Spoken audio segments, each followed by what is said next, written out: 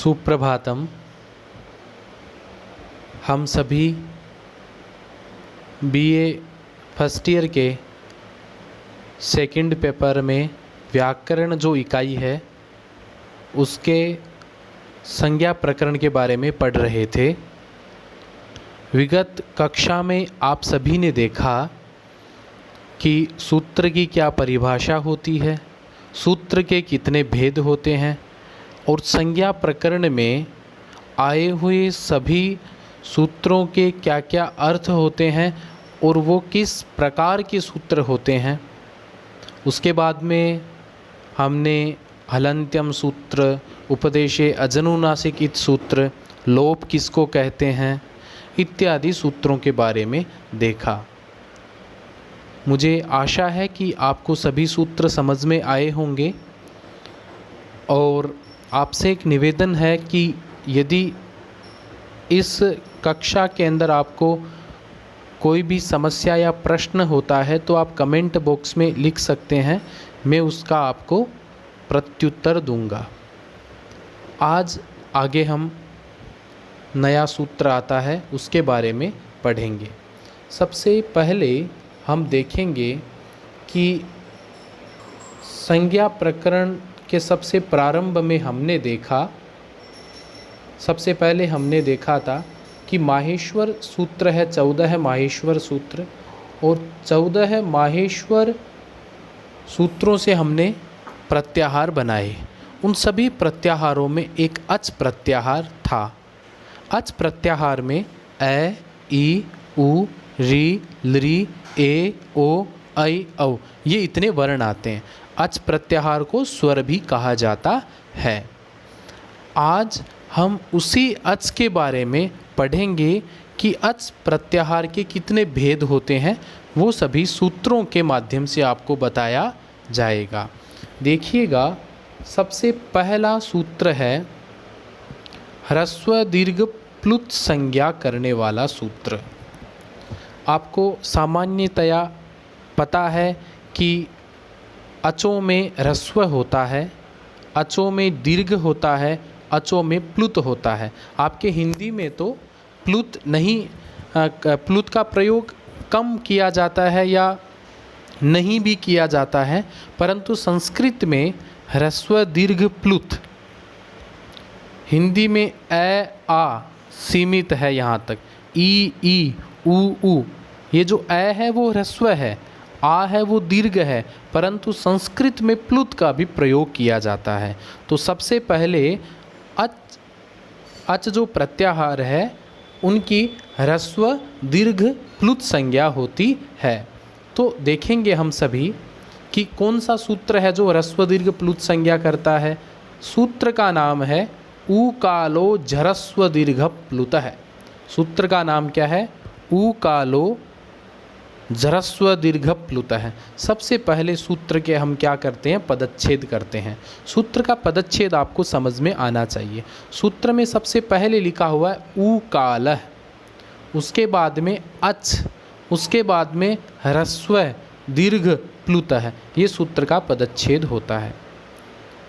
यहाँ पे अच प्लस ह्रस्व संधि करके अज्रस्व ऐसा बन जाता है। तो सबसे पहले ऊकाल का क्या अर्थ होता है मैं आपको बताता हूँ। ध्यान से देखिएगा, ये जो ऊकाल में जो ये ऊ लिखा है ना, इस ऊ के अंदर 3 ऊ मिले हुए हैं। ध्यान से देखिएगा, एक तो ये ह्रस्व वाला ऊ मिला हुआ है, एक ये दीर्घ वाला ऊ मिला हुआ है, एक ये प्लुत वाला ऊ भी मिला हुआ है।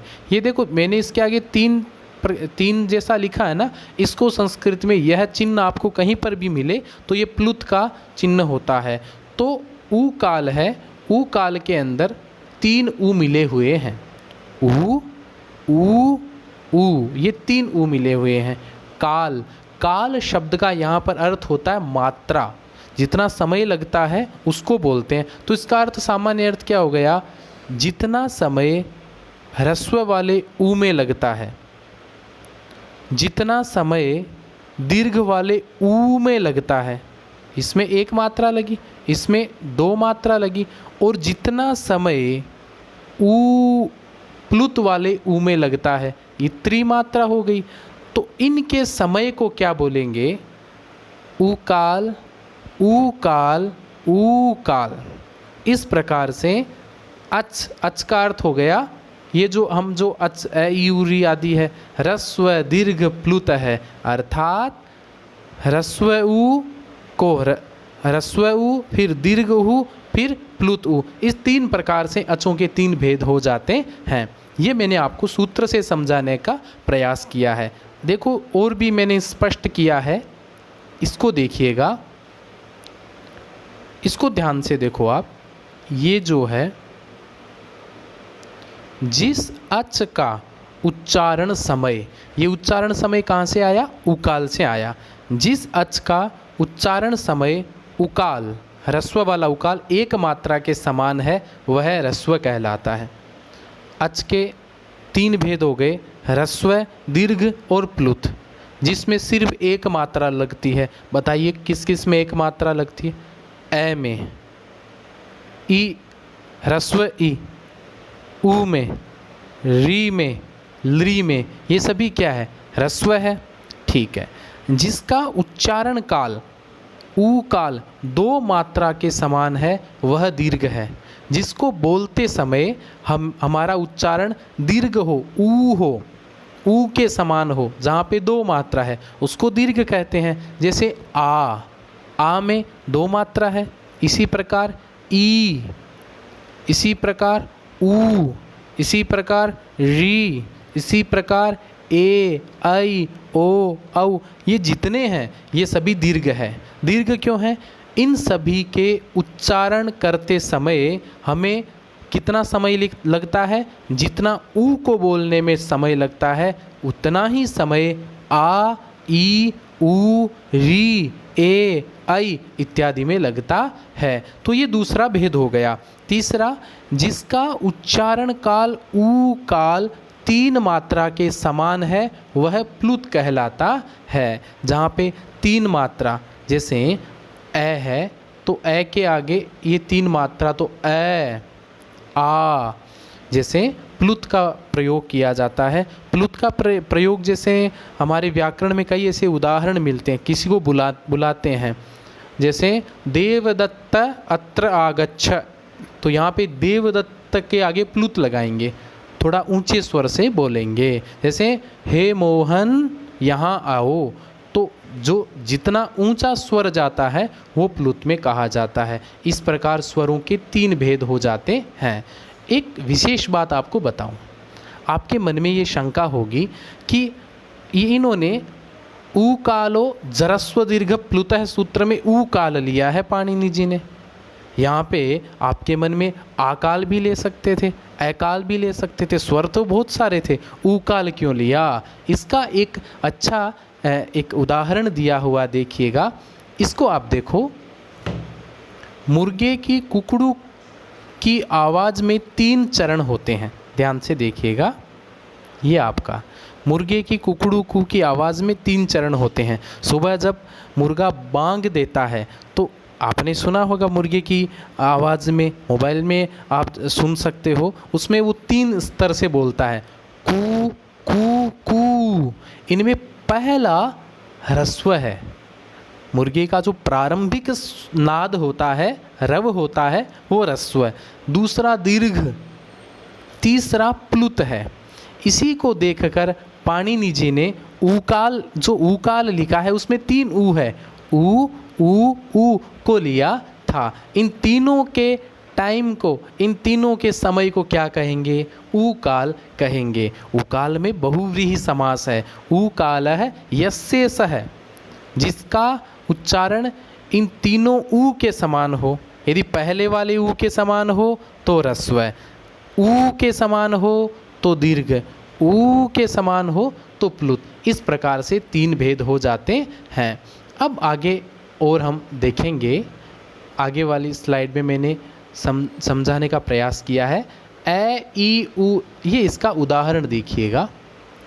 ए, ई, उ, री, ये सभी ह्रस्व है। क्यों? इनका उच्चारण किसके समान है? ऊ के समान है, एक मात्रा। लृ में दीर्घ नहीं होता है। हाँ देखो, आ दीर्घ होता है, ई दीर्घ होता है, ऊ ह्रस्व दीर्घ दोनों होते हैं, री दीर्घ होता है, परंतु लृ कभी दीर्घ नहीं होता है। आप ऐसा नहीं लिख सकते इसको, ये लिखना गलत है, ये ऐसा मत लिखना। लृ में सिर्फ एक मात्रा ही आती है, आप री के हिसाब से इसको दीर्घ कर देंगे, इस बात का विशेष रूप से ध्यान रखना है। इसी प्रकार ए आई ओ औ में ह्रस्व नहीं होता है, इस बात का आप ध्यान रखना। ये देखो बड़ी रोचक बातें हैं कि किस में जैसे लृ में दीर्घ नहीं होता है, इसी प्रकार आपने देखा होगा ए आई ओ औ, इसमें क्या ह्रस्व होता है? क्या नहीं होता है। ए है ए आई, तो आप ये देख लोगे कि ए ह्रस्व हो गया, आई दीर्घ हो गया, ये गलत है। ए अपने आप में दीर्घ है, आई भी अपने आप में दीर्घ है, इसलिए आप इस बात को, स्वरों के 3 भेद हो गए। पहला भेद कौन सा हुआ? ह्रस्व दीर्घ प्लुत। इन अच ए ई उ री लृ ए ओ आई ओ में कुछ स्वर है जो ह्रस्व से बोले जाएंगे, कुछ स्वर है जो दीर्घ से बोले जाएंगे, कुछ स्वर है जो प्लुत से बोले जाएंगे। इस प्रकार से आपका यह सूत्र ह्रस्व दीर्घ प्लुत संज्ञा करने वाला सूत्र ऊ कालो ह्रस्व दीर्घ प्लुतः नाम का सूत्र था। अर्थ मैंने आपको समझा दिया। आगे देखिएगा 3 भेद हो जाते हैं। आगे कौन सा सूत्र आता है आप देखेंगे सभी। सूत्र का नाम है सबसे पहले संज्ञा का नाम। अब आती है हमारे सामने उदात्त संज्ञा। उदात्त किसको कहते हैं और उदात्त संज्ञा कौन सा सूत्र करता है? ये भी जैसे ह्रस्व दीर्घ प्लुत होते हैं वैसे उदात्त भी संज्ञा होती है। कौन सा सूत्र करता है? इसके लिए आप देखेंगे एक सूत्र आता है उच्चैरुदात्त है। सूत्र का नाम है उच्चैहि उदात्त है। इसका पदच्छेद करते हैं। देखो सबसे पहला पदच्छेद क्या हो गया? उच्चैहि, विसर्ग आ गया। क्या आ गया? विसर्ग। विसर्ग का रह होता है, आगे क्या लिखा है? उदात्त है। उच्चैहि उदात्त है। उच्चई का अर्थ क्या होता है? उच्चई का अर्थ क्या होता है? ऊंचा होता है, ऊर्ध्व होता है, जोर से भी होता है, जैसे उच्चैहि वदतु। तो इस सूत्र में कौन सा अर्थ है उसके बारे में आप विशेष ध्यान रखेंगे। तो अभी सूत्र से तो एक बात हमने एक बात समझी है, जो ऊंचा है वो उदात्त कहलाता है। कहाँ पे ऊंचा क्या है उसके बारे में हम विशेष चर्चा करेंगे। देखिएगा ये आपका सूत्र का अर्थ है। मैंने इसमें संस्कृत की वृत्ति नहीं लिखी है क्योंकि वो आपकी पुस्तक में आपको मिलेगी।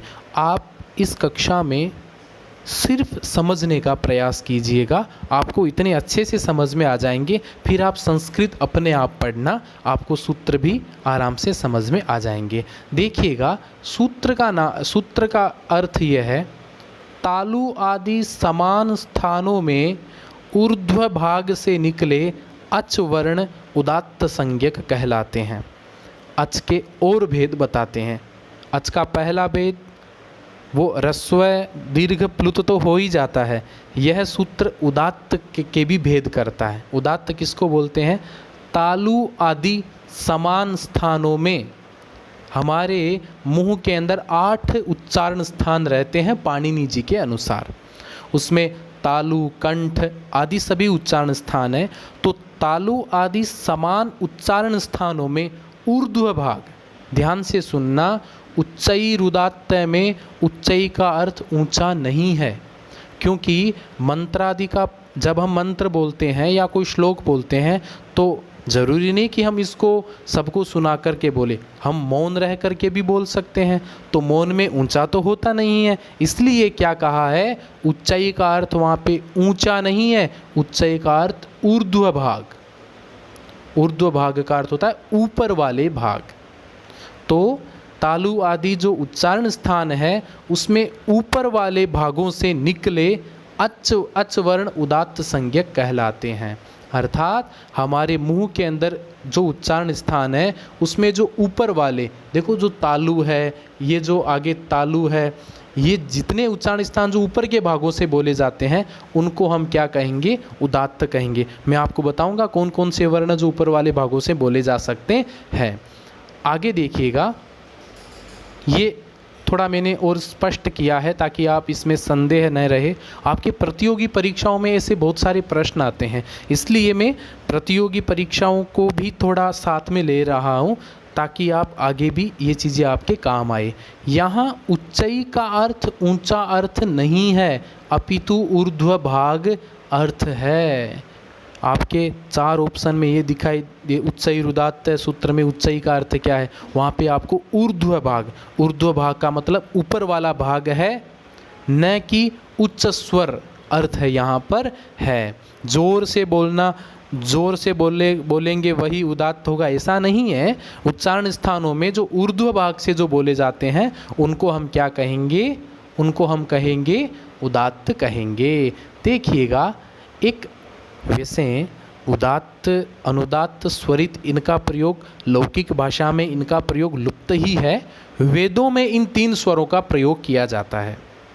वेदों में उदात्त का, अनुदात्त का और स्वर का प्रयोग किया जाता था।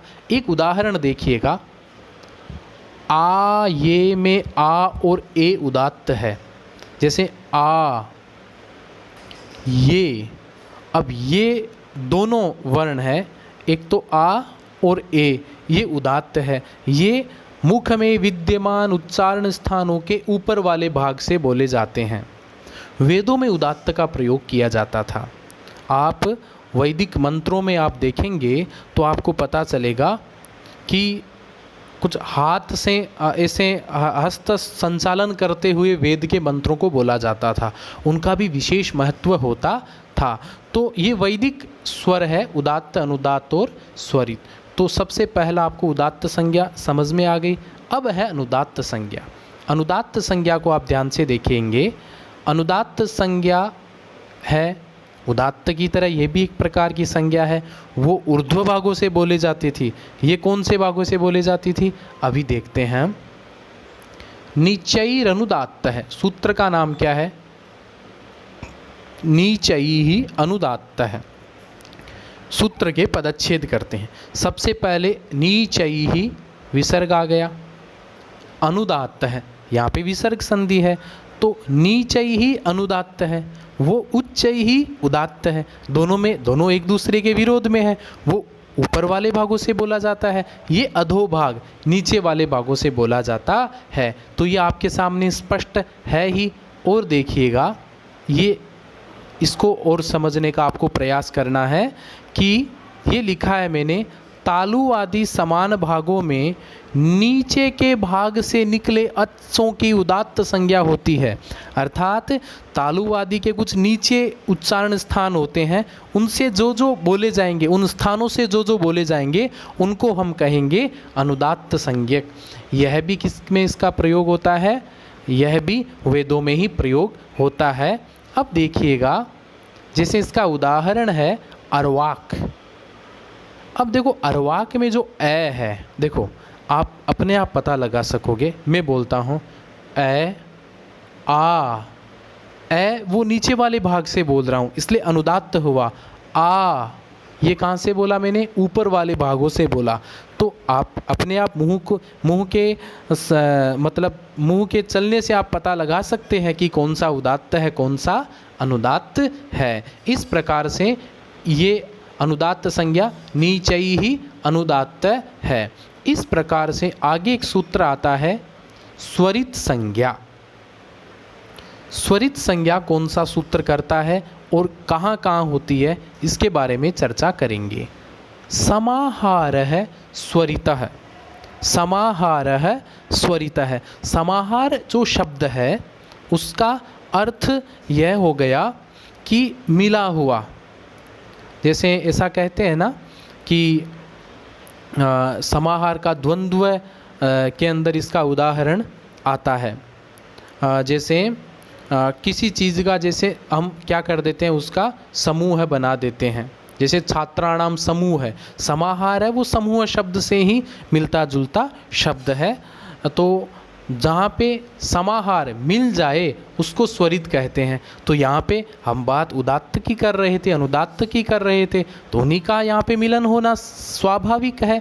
देखिएगा क्या कहता है सूत्र, सूत्र का ये अर्थ देखिएगा, जिस स्वर में उदात्त और अनुदात्त के वर्ण धर्म रहते हैं उसको स्वरित कहते हैं। ध्यान से देखिएगा, ऊपर वाले भागों से उच्चारण होने वाले को बोलेंगे उदात्त, नीचे वाले भागों से बोले जाने वाले को बोलेंगे अनुदात्त। स्वरित में क्या होता है, उदात्त के नियम होते हैं, अनुदात्त के भी नियम होते हैं। जहाँ पे उदात्त और अनुदात्त दोनों हो उसको क्या कहेंगे, उसको कहेंगे स्वरित। समाहारः स्वरितः, यह आपके संज्ञा करने वाला सूत्र हो गया। इन तीनों का प्रयोग, तीनों कौन कौन से हैं बताइएगा, उदात्त, अनुदात्त, स्वरित, इन तीनों का प्रयोग वेद पाठ में होता है। लौकिक उच्चारण में इनका प्रयोग लुप्त हो गया है। अब देखिएगा, अब देखो मैंने आपको भेद बताए, आज के सबसे पहले मैंने भेद बताए ह्रस्व दीर्घ प्लुत। उसके बाद में अब ध्यान से देखिएगा, इन तीनों के तीन तीन भेद और हो जाते हैं। कौन सा, सबसे पहला उदात्त अनुदात्त स्वरित, उदात्त अनुदात्त स्वरित। सबसे पहले ह्रस्व दीर्घ प्लुत, यह भेद हो जाता है। उसके बाद में उदात्त अनुदात्त स्वरित, तो 3 × 3 कितने हो गए, 9 भेद हो जाते हैं। अब देखिएगा आगे सूत्र, अनुनासिक संज्ञा। एक सूत्र है जो अनुनासिक संज्ञा करता है। नासिकाम अनुगतः अनुनासिकः, ये इसकी व्युत्पत्ति होती है। कुछ ऐसे भी स्वर होते हैं जिनको अनुनासिक कहते हैं। किनको कहते हैं, कौन सा सूत्र जो अनुनासिक संज्ञा करता है, ध्यान से देखिएगा। ये सूत्र है आपका, ये मैं आपको समझाने की कोशिश करूँगा। मुख नासिका वचनो अनुनासिका है। सूत्र का नाम क्या है, मुख नासिका, मुख को जानते हो आप, नासिका नाक को भी जानते हो, वचन बोले जाने वाला अनुनासिक कहते हैं। सीधा सा अर्थ निकलता है। ऐसा उच्चारण जिसको मुंह से और नाक दोनों से बोला जाए उसको क्या कहेंगे, अनुनासिक कहेंगे। अब देखिएगा इस सूत्र का अर्थ देखिएगा, मुख सहित नाक से बोला गया वर्ण अनुनासिक कहलाता है। सिर्फ नाक से बोल सकते हैं क्या, नहीं, उसके साथ मुंह का भी प्रयोग होता है। जो अनुनासिक नहीं होते हैं उनको अननुनासिक कहते हैं। उनको क्या कहते हैं, उनको अननुनासिक कहते हैं। उनका दूसरा अर्थ उसका नीरनुनासिक भी हो सकता है। ध्यान से सुनो, कुछ ऐसे स्वर जिनको मुंह और नाक से बोला जाता है उनको बोलते हैं अनुनासिक, और जो अनुनासिक नहीं होता है उसको अननुनासिक कहते हैं। अननुनासिक को ही नीरनुनासिक कहा जाता है। अननुनासिक या नीरनुनासिक का अर्थ होता है जो अनुनासिक नहीं है उसको क्या कहेंगे, अननुनासिक कहते हैं। आपको एक इसका उदाहरण देखो, ये रहा, ये है, इसको ध्यान से देखो। ये ऐ पर मैंने अनुस्वार लगाया है, आ पे लगाया है, ई पे लगाया है, सभी स्वरों पे लग सकता है। तो ये क्या हो गया, अम आम इम। अब ये जो अम बोला मैंने, ये मुंह और नाक दोनों से बोल रहा है अम।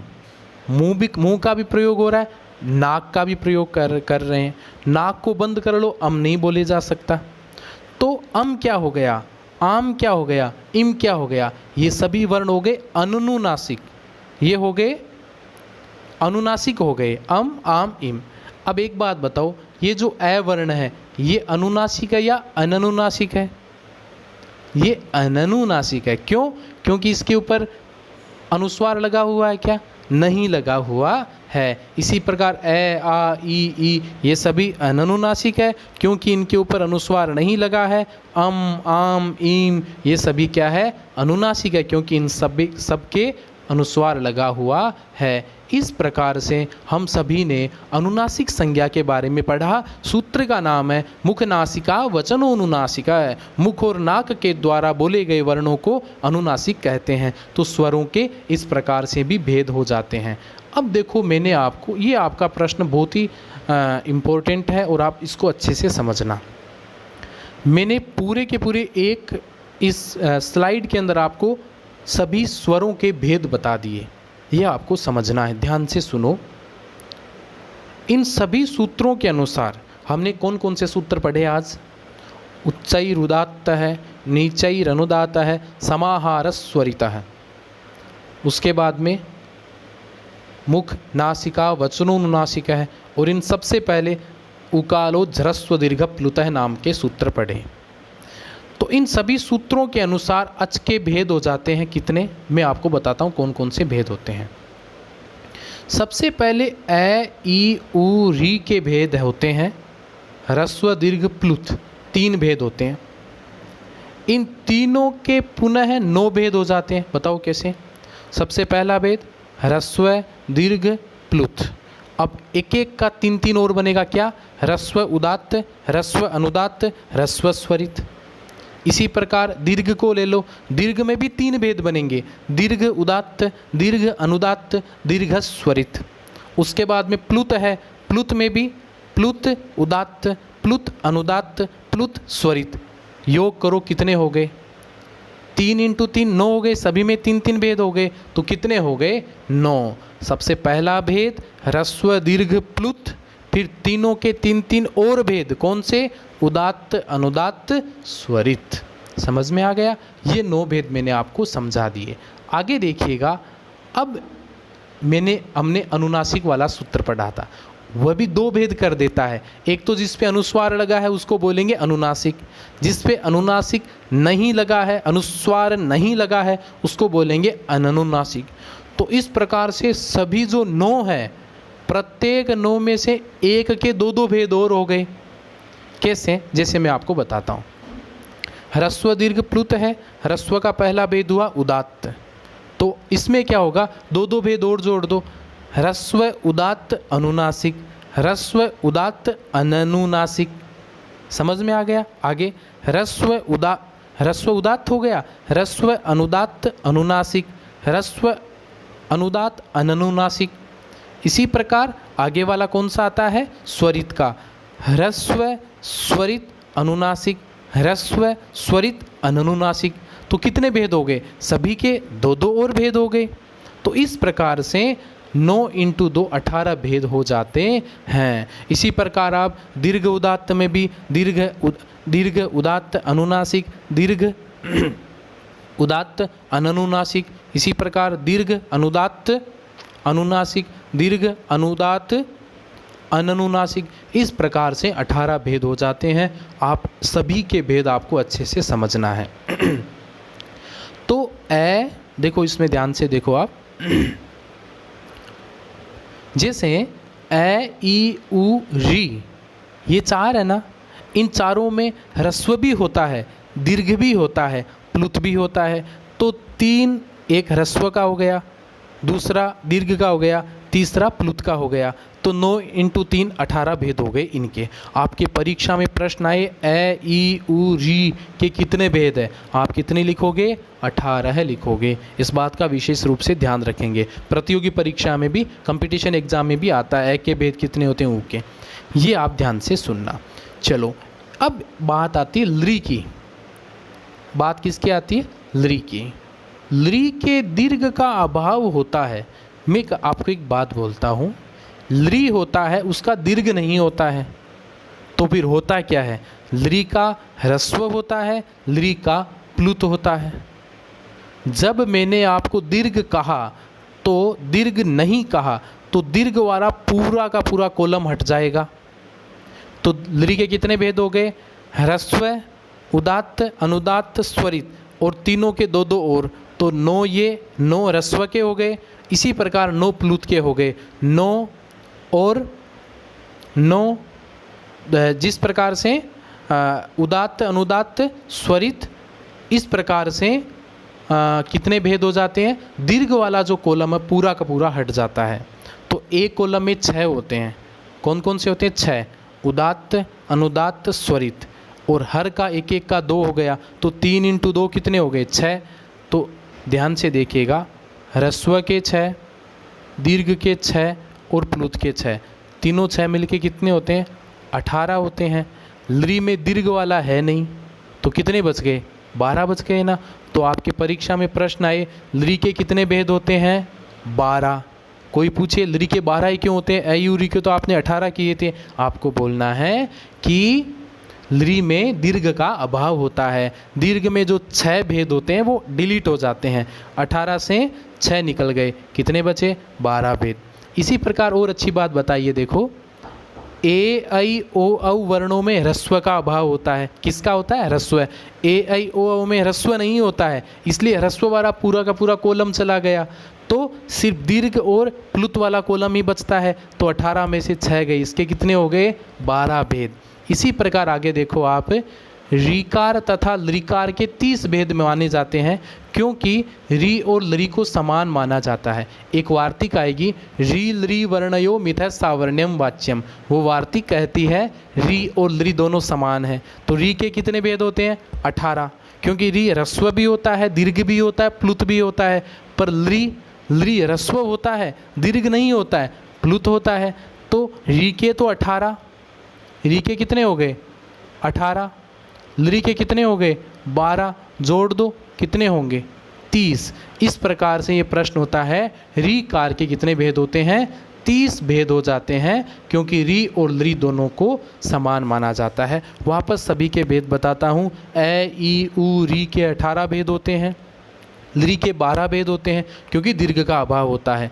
ए ओ ऐ औ के 12 भेद होते हैं, क्योंकि ह्रस्व का अभाव होता है। री और लरी को समान माना जाता है, इसलिए पूरे री की बात करें तो री के 30 भेद होते हैं, जिसमें लरी के भी 12 भेद मिल जाते हैं। इस प्रकार से आज हम सभी ने सबसे पहले ह्रस्व दीर्घ प्लुत देखा, अचों को ह्रस्व दीर्घ प्लुत संज्ञा होती है, फिर उदात्त वाली देखा, फिर अनुदात्त वाली देखा, फिर स्वरित वाली देखा। उसके बाद में अनुनासिक जो मुख और नाक से बोले जाते हैं उनके बारे में हम देखा।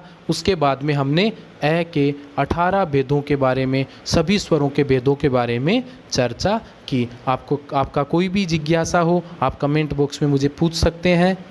आज के लिए बस इतना ही। आगे की कक्षा में हम और सभी सूत्रों के बारे में चर्चा करेंगे। आप सभी को धन्यवाद।